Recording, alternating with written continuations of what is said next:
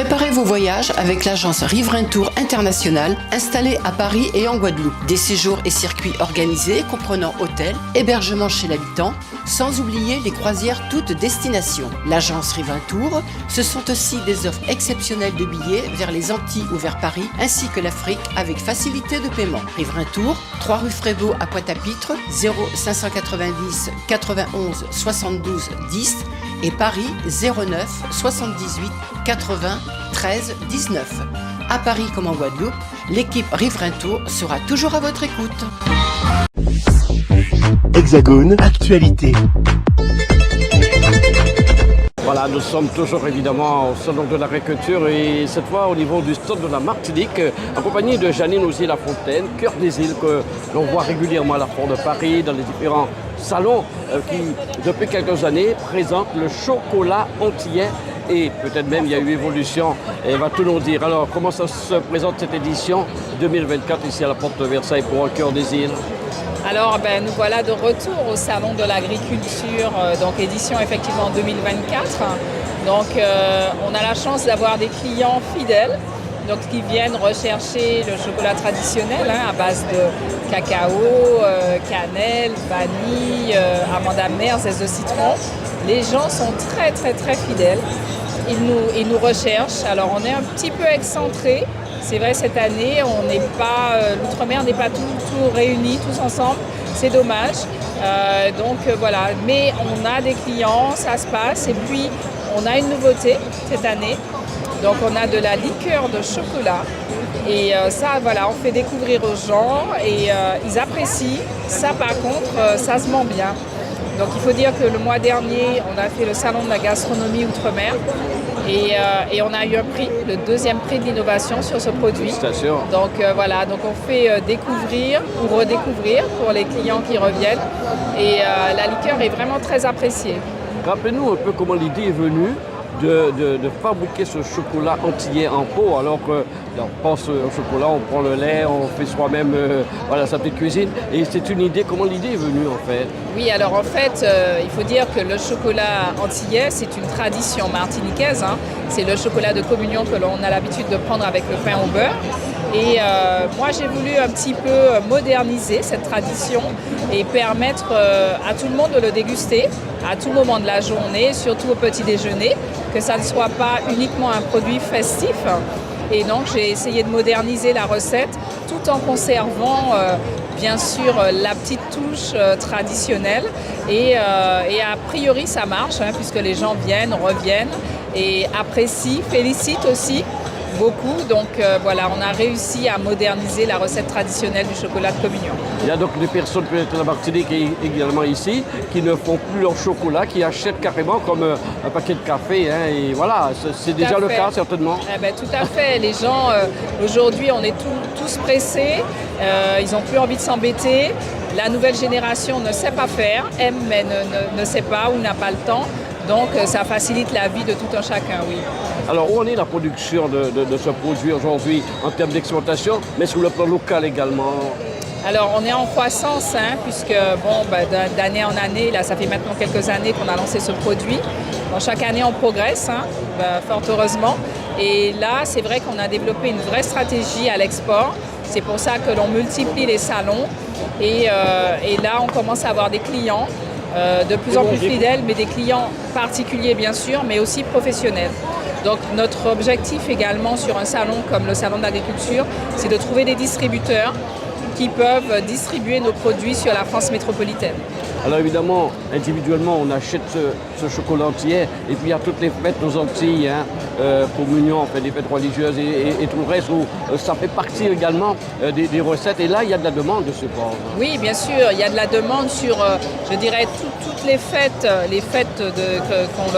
que l'on peut vivre chaque année, bien évidemment. Mais ce qui est intéressant avec le chocolat Cœur des îles, c'est qu'on le consomme en dehors des fêtes. Donc finalement, pour nous, ça lisse la production. Toute l'année, on produit, avec un pic bien sûr pendant les fêtes, mais le reste du temps, les gens consomment. Et en plus, quel que soit l'âge, c'est les enfants, les parents, les personnes, les mamies, les personnes un peu plus âgées. En fait, ça réunit, ça séduit tout le monde. Et donc ça, c'est intéressant parce que ce n'est pas un produit sectaire. ni par type de population ou par âge. Franchement, tout le monde consomme le chocolat Cœur des Îles, tout le monde est séduit. Dans le laboratoire, vous avez pu trouver l'équilibre concernant le sucre? Oui, ben oui, parce que, alors, dans tout bon chocolat, il y a du sucre. Hein. Il faut pas se voiler la face. Maintenant, on essaye de trouver l'équilibre entre les épices et le sucre pour que ça ne soit pas un produit excessivement sucré. Mais en fait, il faut quand même dire aux gens que c'est l'excès en tout qui nuit. Voilà. Donc, quand on consomme normalement, régulièrement des bons produits, on garde la ligne et on n'a pas d'excédent de sucre. Depuis notre arrivée il y a quelques jours, je m'aperçois qu'il y a beaucoup d'ultramarins autour de vous, mais il y a beaucoup de personnes de l'Hexagone, hein, des métropolitains qui peut-être découvrent le produit, c'est ça, et qui vous posent des questions. Parce que je veux dire, l'idée, quand on fait un bon produit, ce n'est pas faire pour sa communauté seulement. Bien sûr, on a une tradition que l'on essaye de faire perdurer, mais c'est aussi pouvoir faire découvrir aux gens et faire adopter à d'autres populations. Donc on a beaucoup de métropolitains, d'Européens et même d'étrangers qui consomment et qui achètent et rachètent notre produit régulièrement. Sur le stand de la Martinique et au niveau du stand de la conserverie créole, Jordan en ma compagnie, qui vient pour la première fois au Salon de l'Agriculture pour présenter quel type de produit, Jordan? Eh bien, comme son nom l'indique, on produit des conserves créoles. Donc on est sur des recettes de pâte à tartiner, de terrine, de rillettes. Et on fait même quelques sauces et des tartinables. Voilà, donc ces produits, ils sont totalement nouveaux pour la Martinique, mais bien sûr pour le Salon de l'Agriculture. Ça fait combien d'années que vous produisez ces produits agro-transformés, on va dire? Alors l'entreprise a fêté ses 5 ans en novembre 2023, donc tout récemment. Et oui, c'est notre premier Salon de l'Agriculture, donc c'est une vraie opportunité pour nous, pour nous faire découvrir en Hexagone et dans le reste du monde, parce que c'est un salon international, donc ça ramène beaucoup de monde. D'année en année, il y a eu une évolution sur ces produits. Ah oui, on a commencé avec juste des terrines de porc et de poulet. Ensuite, on est passé sur du végétarien avec du ketchup de Giromont. Aujourd'hui, on fait du caviar de Christophine à la truffe, du houmous de pois d'Angole, donc on est vraiment sur des produits locaux. Et depuis peu, on a développé les pâtes à tartiner, donc notamment chocolat de communion, vanille pacane, cacao noisette, praliné coco. Et les tout derniers produits, c'est des confits de piment végétarien, confits de piment fort et même des rillettes de poisson. Alors, depuis plusieurs jours, il y a des personnes qui dégustent ce que vous êtes venu présenter. Alors, quel est le ressenti, quelle réaction de ces personnes qui goûtent à tous ces produits? Alors honnêtement, on a beaucoup de compliments, ça fait plaisir, beaucoup de soutien, notamment sur la pâte à tartiner vanille pacane, la terrine de poulet boucané, rhum vieux aussi qui fonctionne bien, et le confit de piment fort qui plaît énormément. C'est une vraie surprise. Qu'attendez-vous comme impact pour ces produits en venant au Salon de l'Agriculture? D'abord de se faire connaître au plus grand nombre et bien sûr ensuite de se faire connaître aussi en B2B, donc aux professionnels, aux épiceries fines en France et pourquoi pas aux comités d'entreprise qui voudraient offrir des produits un peu différents à leurs employés. Alors, ces produits, on peut les acheter actuellement dans l'Hexagone? Oui, en Hexagone, il suffit de les commander sur notre site internet, c'est laconserveriecreole.com, il y a une boutique en ligne et on commande les produits. Vous êtes livré en plus de France à France pour éviter les coûts de transport trop élevés et les délais trop longs. Alors, il y a beaucoup de produits agro-transformés maintenant aux Antilles, notamment à la Martinique. Comment le public, comment les Martiniquais réagissent face à ces produits? Honnêtement, ils sont très curieux et très ouverts sur ce genre de produits. Surtout que nous, on mélange beaucoup de recettes internationales, comme le pesto italien au gros thym, comme le ketchup avec le Giromont. Donc, et puis les terrines qui sont plutôt un produit du français, hexagone, sud-ouest, etc. Avec les épices et les produits locaux. Donc c'est vraiment des belles surprises. On a de belles réactions et de bons retours autant des touristes que des Martiniquais. Nous sommes toujours évidemment au Salon de l'Agriculture avec tous les exposants des régions d'outre-mer qui sont installés au hall 5.2 du parc d'exposition de Versailles. Avec moi, Jean-Hubert Laurent, qui se trouve sur le pavillon de la Guadeloupe et qui est venu présenter quelque chose d'exceptionnel qu'on avait rarement vu d'ailleurs au Salon de l'Agriculture. Ce que vous connaissez bien aux Antilles, mais peut-être moins bien pour tous ceux qui vivent ici à Métropole. Il s'agit de la feuille de boisdène. Alors parlez-nous, pourquoi vous avez voulu exposer le boisdène ici? Donc, puisque en fait je suis dans l'agroforesterie, donc là on est venu avec la Pagua qui réunit, c'est une association qui réunit les producteurs en agroforesterie. Donc je fais également de la vanille, mais aujourd'hui j'ai voulu représenter le boisdène pour le mettre en valeur. Voilà, puisqu'en fait nous c'est de mettre nos richesses de la forêt en valeur. Et du coup voilà. Donc moi ce que j'aime bien c'est que en fait bon la plupart du temps, enfin tout le monde connaît le boisdène girofle. Mais ce que j'aime bien, ce que je trouve passionnant, c'est d'expliquer aux gens que nous avons plusieurs parfums. Donc en métropole, c'est leur expliquer que bon, c'est le cousin du laurier, mais que nous en Guadeloupe, on a le boisdène et expliquer les différentes propriétés. Donc moi, en fait, bon, je fais de l'huile de boisdène, je fais du sirop, je fais du jus. Et bon, je suis venu également avec des feuilles qu'on peut faire en infusion. Nous en Guadeloupe, on met aussi nos feuilles dans le repas. Voilà. Donc il y a plusieurs moyens d'utiliser le boisdène. Et donc voilà, moi c'est ce que je fais, valoriser les produits de Guadeloupe. Alors c'est une grande première pour le Salon de l'Agriculture. Et puis, est-ce qu'il y a beaucoup de questions sur ces feuilles vertes que nous voyons ici sur votre stand? Bien évidemment, puisque en fait, ce qui se passe, c'est que je suis obligé de me déplacer avec mes feuilles. Parce que bon, au début, on pensait que soit je rajoutais de la citronnelle et tout. Et moi, c'est pour ça que je trouve ça passionnant, puisque à chaque fois, enfin, je prends une feuille, je dis aux clients, aux personnes qui passent d'écraser des feuilles. Et à chaque fois de voir leur réaction, ça fait plaisir. Parce que bon, ils écrasent, ils voient, oh là, le boisdène, ça sent la citronnelle. Après, on essaye un autre. Donc, je les fais travailler en même temps, c'est pas mal. Est-ce qu'au moment où on parle beaucoup d'agro-transformation, on peut peut-être s'attendre à un produit agro-transformé un jour avec ces feuilles de boisdène? Voilà, effectivement, c'est le but. C'est le but recherché, voilà. Donc en fait, je tiens à saluer la famille Beaujour également, très important, les pionniers du boisdène, puisque en fait, je vends également les produits de la famille Beaujour qui font de l'huile essentielle qui est de très bonne qualité. Et voilà, donc comme je dis toujours, deux passionnés ne se font pas concurrence, deux passionnés travaillent ensemble. Et voilà.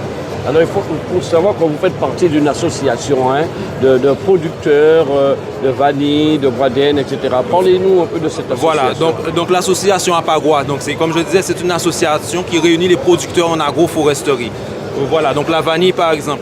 Donc la vanille, on a fait, donc on travaille sur la vanille, mais c'est sur des tuteurs vivants. Donc on ne fait pas de serre ni quoi que ce soit. On tient à garder la même façon que nos anciens faisaient. Donc nous, tout est naturel, c'est fait par rapport, enfin, c'est fait, enfin, je perds les mots, mais c'est fait correctement, on va dire. Donc voilà. Et du coup, on fait, tous dans l'agroforesterie, on fait du café, du cacao, et voilà. Nous sommes toujours sur ce stand de la Pagua avec des producteurs de boisdène, de vanille aussi, qui ont fait le déplacement jusqu'à Paris. Avec moi, Charles Agui, qui fait partie de cette association. Alors, vous êtes venu présenter la vanille de Guadeloupe. Ce n'est pas une première pour vous. Ouais. Donc, depuis quelques années, nous sommes sur le stand avec la vanille, puisque nous remontons un peu la filière vanille qui a toujours existé en Guadeloupe, qui a eu des heures de gloire. Et aujourd'hui, on commence à avoir des retombées. Cédric a eu la médaille en 2020, mais cette année, nous avons 2 médailles en 2024, donc dans la catégorie Planifolia et dans la catégorie Pompona avec Dominique Buton. Et donc, c'est de bon augure, au moins sur la qualité de notre production. Nous avons déjà quelques certitudes. Aujourd'hui, nous devons continuer à travailler sur le volume. Nous avons, depuis quelques années, de manière exponentielle, augmenté les quantités de terrains plantés. Donc, nous avons plus d'une centaine d'hectares de plantés aujourd'hui. Le niveau de production progresse? Le niveau de production va progresser parce que la vanille, heureusement ou malheureusement, est une orchidée qui prend son temps. Il prend son temps avant de commencer à produire. Donc c'est un travail qui a commencé depuis un certain nombre d'années, puisqu'il y a des formations qui ont débuté depuis 2017-2018. Et aujourd'hui, on commence à avoir les premiers remontées, les premiers retours, puisque Cédric a été seul en 2020 à se présenter au concours général. Et cette année, nous avons pu présenter 4 producteurs, ce qui est déjà pas mal. Et je crois que dans les années à venir, nous aurons certainement près d'une dizaine de producteurs qui pourront se présenter.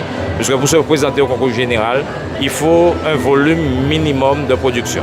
Alors, on sait que la Réunion est spécialisée dans ce domaine. Vous pensez un jour, rattraper un petit peu la Réunion sur ce plan de cette culture de la vanille? On n'est pas réellement en concurrence ni en compétition avec la Réunion. On est en train de faire un travail sur nous-mêmes.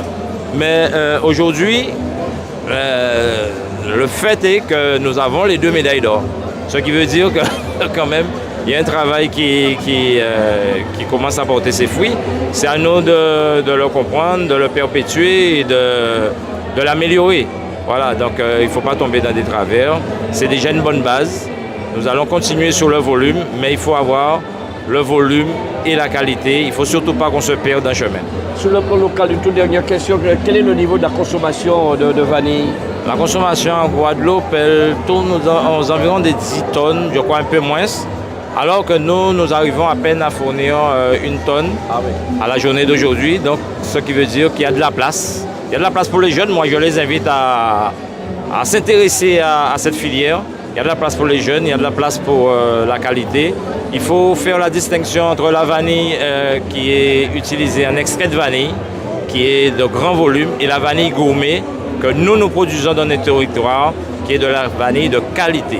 Et je crois que c'est là-dessus qu'on doit cibler. Le salon de l'agriculture avec évidemment la région Guadeloupe a mis effectivement cette dimension sur les pépites de l'innovation agricole de Guadeloupe. Avec moi, Sébastien Luissan, Meditech, qui a créé quelque chose pour faciliter, on va dire, les tâches des agriculteurs. C'est cela C'est exactement ça. Donc on a développé des outils de mesure pour les exploitations agricoles qui agissent sur 4 axes majeurs. Donc c'est-à-dire la santé animale dans un premier temps avec un collier d'activité pour bovins, des systèmes de mesure, d'activité et de suivi, notamment sur la plateforme.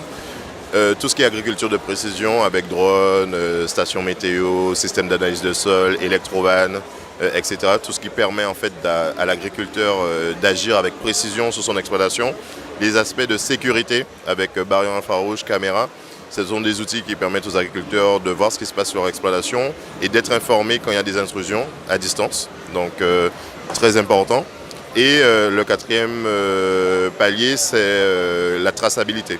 Donc tous les outils de traçabilité pour qu'on puisse à terme tracer la nourriture du champ à l'assiette. Donc on intègre toutes ces solutions-là sur une plateforme disponible sur ordinateur et sur téléphone, et ça permet aux agriculteurs pour un abonnement d'avoir accès à tout ça, tous les éléments, et de pouvoir manager leur exploitation et de voir les éléments à distance et en fait de prédire et de s'adapter en fait aux différents contextes. On a le changement climatique, on a le revenu des agriculteurs, on a plein de problématiques comme ça qui sont réglées ou en tout cas dont l'impact est diminué par l'utilisation de ces technologies. C'est une idée extraordinaire, c'est l'évolution du numérique qui vous a mis cette idée dans l'esprit? Je suis tout d'abord fils d'agriculteur et d'agricultrice et j'ai fait des études en informatique, donc c'est comme ça qu'en 2016 j'ai eu l'idée de trouver des solutions pour optimiser les processus sur l'exploitation familiale, et ensuite j'en ai fait une entreprise en 2017. Alors, pour un agriculteur, je prends le cas de l'agriculteur de Saint-François, du Moule ou n'importe où en Guadeloupe ou ailleurs d'ailleurs, donc il est là sur son terrain. Après, il peut être dans son bureau et gérer tout cela grâce à vous. Exactement, on peut très bien être un week-end, se réveiller, regarder les caméras, voir ce qui se passe, où sont les bovins, ce qui sont bien, être dans des tâches administratives ou annexes et recevoir des alertes s'il y a des anomalies. En tout cas, l'idée c'est d'avoir l'esprit tranquille, qu'on a autre chose à faire, ou on a d'autres tâches sur l'exploitation ou ailleurs, et être informé quand il y a un problème. Donc tant qu'on n'est pas informé, c'est que tout va bien. Et ensuite, pouvoir déclencher des actions d'irrigation, de visualisation, de peut-être mieux driver ses équipes de techniciens agricoles, etc. Vous avez vu large en termes d'objectivité, puisqu'il s'agit de terrain avec un climat tropical et il y en a dans le monde quand même. Oui, peut-être pas en ce moment où on est à Paris, mais le climat tropical, il y en a énormément. Il y en a énormément, et donc dès que la création de la société, il s'agissait de partir à l'export. Donc très rapidement, on a développé en Afrique. Donc on est au Togo, au Bénin et en Côte d'Ivoire actuellement. On a des équipes sur place et c'est une société qui se développe en Martinique, à La Réunion. Là, on vient d'avoir des contacts avec la Guyane. Donc voilà, on est mobile présent dans quasiment tous les DOM. Et il y a des sujets qui se présentent sur la Polynésie et Tahiti, donc on va regarder ça de près. J'ai vu quelques personnes observer l'expérience, l'application en tout cas. Ce sont des personnes qui sont là aussi, intéressées au salon de l'agriculture. Vous attendez quoi après, sur le plan impact pour vous, après le salon de l'agriculture? Sur le salon de l'agriculture, c'est de la visibilité, mais on en profite de notre position pour rencontrer nos camarades du Cameroun. On a vu les délégations du Cameroun, on a vu... on va le continent là. Oui, oui. On a la délégation de Côte d'Ivoire aussi qui va passer. Il y a des liens qui avaient déjà été pris, on les consolide. Il y a des nouveaux liens qui sont en train de se faire. On a reçu la région Réunion aussi. Donc c'est l'occasion pour nous, comme on est tous au même endroit pendant plus d'une semaine, c'est l'occasion pour nous de consolider ce qui était déjà en cours et de créer des nouveaux liens. Donc, et en Guadeloupe, alors comment ça se passe? Ça se passe très bien. C'est le carrefour. Il y a beaucoup d'opérateurs, de contacts qu'on avait déjà eu en Guadeloupe qui sont là. Donc ça renoue les liens. On a conclu des devis qui étaient en route depuis plusieurs semaines et on a profité de se voir au salon pour les signer. Donc non, c'est un très bon moment pour nous. C'est une très belle opportunité et on maximise l'impact. Alors évidemment, depuis quelques jours, on entend les agriculteurs parce que c'est un métier très difficile. Avec ce que vous avez créé, vous pensez pouvoir les soulager? Oui, on les soulage à plusieurs niveaux. Alors la crise agricole pour moi, et ça c'est mon analyse personnelle, est sur plusieurs points. Un des points, c'est la rentabilité des exploitations, c'est le revenu. Comment on peut faire autant d'efforts on a la passion, mais quand même derrière, il faut qu'il y ait le revenu qui va avec. Comment on peut faire autant d'efforts et gagner sa vie avec autant de difficultés. Et pour moi, un des points de rentabilité, c'est la baisse des coûts de production. Donc notre application permet justement d'arriver à cette baisse de coûts de production et d'optimisation de la productivité des exploitations aussi. Donc ça va dans le bon sens. Ensuite, toujours dans l'optimisation des coûts de production, on a le fléau des vols dans nos régions, mais dans quasiment toutes les régions c'est le cas, où bloquer, œuvrer pour diminuer cet impact-là va aussi dans le sens de rendre le métier plus accessible, plus rémunérateur. Donc on travaille sur ces axes-là et ensuite il y a toute la pénibilité du métier d'agriculteur qu'on diminue en automatisant l'arrosage, l'irrigation, en mettant des outils de surveillance. Donc il y a tous ces points qui sont améliorés, optimisés. Ça permet aussi de rendre le métier du coup plus accessible et moins pénible. Et ça va dans le sens aussi des renouvellements de génération. Parce que pareil, il y a ce point-là où la population des agriculteurs, il faut qu'il y ait de nouveaux agriculteurs, des jeunes agriculteurs. Et on œuvre aussi pour leur expliquer que le métier est moins pénible qu'avant. Il y a des outils différents qui permettent d'appréhender les choses de manière plus sereine, plus efficace. La jeunesse aspire aussi à avoir des week-ends, pas être tout le temps sur l'exploitation, tout le temps à travailler. Donc ces outils-là permettent de prendre de temps en temps un peu de distance avec l'exploitation tout en étant alerte et voir ce qui se passe. Donc voilà, ça va dans le bon sens pour moi. Vous avez, je suppose, votre structure à éplucher tous les pays à climat tropical, mais il y en a sont nombreux. Ils sont nombreux. On a le continent africain qui s'intéresse à tout ce qu'on fait. Là, on est sur un booster en Amérique latine, Amérique du Sud avec Business France. Donc, on étudie aussi les possibilités là. Et pour tout vous dire, on commence à regarder le marché hexagonal européen. Puisque, du coup, le changement climatique aidant, entre guillemets, tous nos outils fonctionnent à l'énergie solaire. On trouve beaucoup de soleil dans le sud de la France, en Espagne, dans pas mal de coins. Donc c'est des marchés qui nous intéressent, qu'on regarde. Maroc, on peut aller très loin. Le salon de l'agriculture nous a permis d'avoir un contact en Tunisie, là. Donc, qui est très intéressant. On a déjà repris contact et on a des sujets. Donc c'est pas forcément des pays qui étaient cibles au départ, mais qui se présentent à nous parce qu'il y a une certaine reconnaissance des outils que nous développons. Je pense que le président de la région Guadeloupe, Henri Chalus, il a voulu mettre l'accent justement sur ces innovations. Et c'est une grande fierté pour la Guadeloupe d'avoir créé une telle structure. Oui, c'est... écoutez, on a un savoir-faire en Guadeloupe. Et là, je ne parle pas que de Meditech. Là, j'ai d'autres casquettes, notamment de président de la Technopole de Guadeloupe. et on a un savoir-faire et je voyage beaucoup, je vois ce qui se passe dans le monde et je peux dire qu'on n'a pas à rougir des idées, des projets et des solutions qu'on arrive à proposer pour régler des problématiques, tout d'abord guadeloupéennes mais qui se retrouvent dans le monde. Donc il faut continuer dans ce sens-là. Maintenant il faut mettre les moyens nécessaires parce que tout ça ne se fait pas par la volonté seule. Il faut aussi des moyens financiers pour pousser ces projets-là et faire en sorte que, un, ils s'épanouissent en Guadeloupe et deux, qu'ils puissent aller ailleurs pour prospérer et continuer à porter la voix et l'excellence guadeloupéenne dans le monde. O-News Radio sur outremernews.fr.